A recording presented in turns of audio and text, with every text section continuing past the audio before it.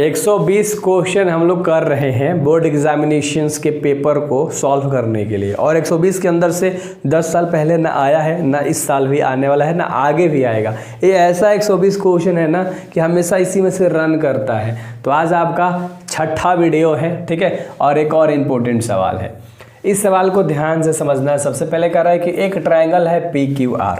क्या है? एक ट्राइंगल है PQR। ध्यान से आपको समझना है। मान लो मैंने एक ट्राइंगल ले लिया, ठीक है लाड लो, मैंने एक ट्राइंगल ले लिया और इसका नाम कर देते हैं P है, Q है और क्या है, R है ना।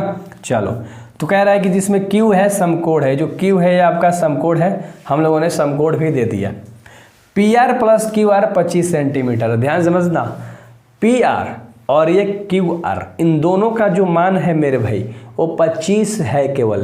तो अगर मान लो हम इसका x मान रख लेते हैं तो ये हमारा 25 माइनस के x हो जाएगा।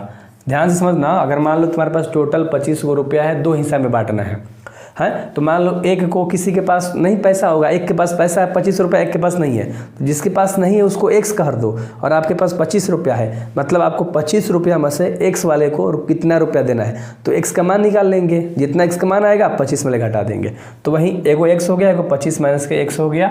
और आगे ध्यान से देखो, PQ का मान 5 सेंटीमीटर दिया है, मतलब जो PQ लाइन दिख रहा है आपको, इसका मान 5 सेंटीमीटर दिया है। कोई दिक्कत नहीं, फिगर समझ में आ गया। अब आपको पता है कि तीनों साइड का मान निकाल लेंगे।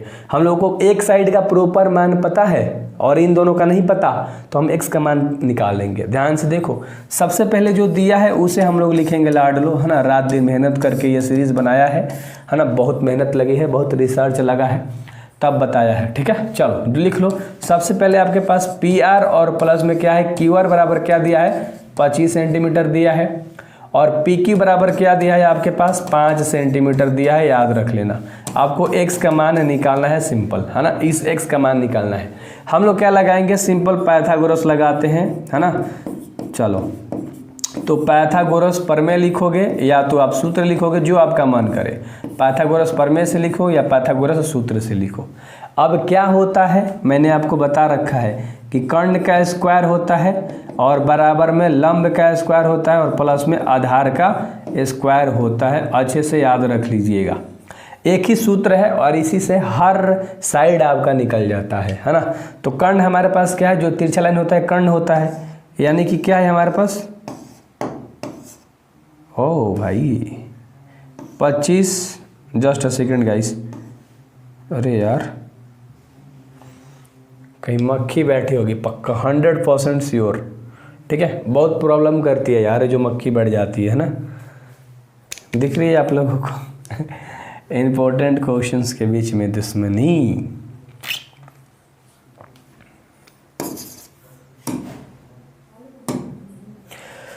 तो कर्ण हम लोगों के पास क्या है लाडलो, 25 माइनस के x है, तो 25 माइनस के x हम लोगों ने लिख दिया, स्क्वायर कर देना है। तो लंब हमारे पास क्या है, लंब क्या होता है, इधर वाला, ठीक है। तो 5 है और सबसे जो नीचे वो हमारा क्या होता है, आधार होता है x स्क्वायर है। बस लिखो a माइनस के b square, a minus B का होल स्क्वायर आपको याद होगा, a स्क्वायर तो 25 का प्लस b स्क्वायर यानी x का, और माइनस 2ab, a और b गुणा कर दो, तो 2 गुणा 25 गुणा में x, कोई दिक्कत नहीं, बराबर के चिन्ह। 5 का स्क्वायर 25 होता है, x स्क्वायर है तो x स्क्वायर जस का 10। अब यहाँ पर थोड़ा सा चमत्कार दिखाता हूँ, यहाँ पर प्लस में x स्क्वायर है, यहाँ पर भी प्लस में x स्क्वायर है, बराबर के बाद, बराबर के पहले प्लस प्लस वाला खत्म हो जाता है, एक ही जैसा आपको दिख रहा होगा तब। ये ट्रिक याद हो गया ना, कभी नहीं भूलोगे ना। मैंने क्या कहा, बराबर के पहले और बराबर के बाद वाला सेम साइन में रहे, यानी प्लस प्लस रहे चाहे माइनस माइनस रहे, एक ही जैसा रहे, काट सकते हो। चलो, 25 का स्क्वायर क्या होता है, 625 होता है, माइनस 25 दूनी 50 में x ले गुणा करोगे तो हो जाएगा 50x, और बराबर के बाद क्या दिख रहा है आपको, 25 दिख रहा है। सिंपल, आपको कुछ नहीं करना है, इस 25 को इधर ला देना है ना। तो 625 प्लस में है तो इधर क्या में हो जाएगा, माइनस में 25 हो जाएगा। बराबर के बाद इस 50 को बेच देना है, तो माइनस में है तो बराबर के उधर चला गया, तो ये क्या में हो गया, प्लस में हो गया। 625 में 25 जाएगा तो ये आपका क्या बचा है, 600 बचा, और बराबर के बाद आपका क्या बचा है, 50x बचा है। अब यहाँ ध्यान समझना, 50 के x में गुणा है, यानी 50 गुणा में है तो कहाँ आ जाएगा, भागा में, तो 600 के नीचे आ गया क्या, 50, है ना, बराबर में x, तो 50 ले 600 कट जाएगा, 5 छक्के 30, तो कितना बार में कटेगा मेरे भाई, 12 बार में कटेगा, यानी x का मान तुम्हारे पास 12 आ गया। तो अब आप y का मान निकाल सकते हो, y का मान कैसे निकालोगे, 25 माइनस एक्स कह रहा है ना, 25 माइनस के x कह रहा है, यानी 25 में से आप x का मान घटा दो तो आपके पास क्या आ जाएगा, 13 आ जाएगा। मतलब एक साइड आपका 13 आ गया और एक साइड आपका 12 आ गया, बस सॉल्व हो गया। लेकिन इस क्वेश्चन में और तो कुछ कह रहा था, है ना, ध्यान से देखो इस क्वेश्चन में क्या क्या कह रहा है। साइन पी, कोस पी और टैन पी निकालने के लिए कह रहा है, साइन, कोस और टैन, है ना।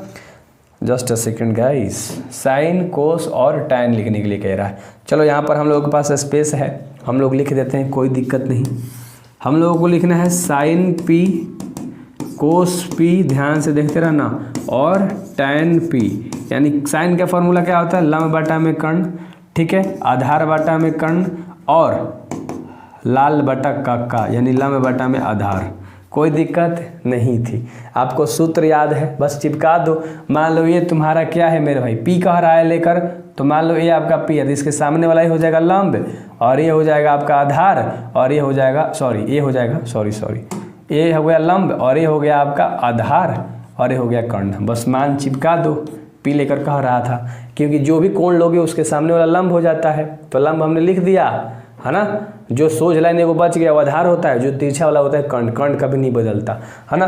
तो लाल बाटा में कक्का, इस सब सूत्र से लिख दिया। साइन पी, लाल बाटा में माने लंब बाटा में कर्ण लिखना है। लंब हमारे पास क्या है, x का मान 12 और कर्ण हमारे पास क्या है, कर्ण हमारे पास क्या है 25 माइनस एक्स है, लेकिन कर्ण हमारा जो फाइनल कर्ण निकला है लाडले, वो क्या निकला है, 13 निकला है, तो 12/13 लिखोगे।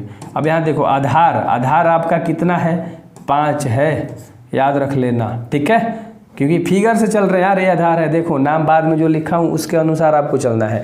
और कर्ण आपका कितना निकल के आ गया है, 13 निकल के आ गया है। लंब आपका कितना निकला है, 12 निकला है और कर्ण आधार जो है आपका कितना है, 5 है। हमने सब चीज़ अच्छे तरीके से लिख दिया और ये आपका आंसर हो गया। बेहतर तरीके से आपको समझ में आया होगा, ये आपका 13 है ना। चलो सो ये क्वेश्चन भी ख़त्म हुआ। मैं इसी तरह से सारे क्वेश्चंस कराऊंगा। अगर इसका स्क्रीनशॉट लेना है तो ले लो एक बार स्क्रीनशॉट। चलो अब स्क्रीनशॉट आप ले सकते हो। क्लियर है, अच्छे से समझ में आ गया होगा बेहतर तरीके से।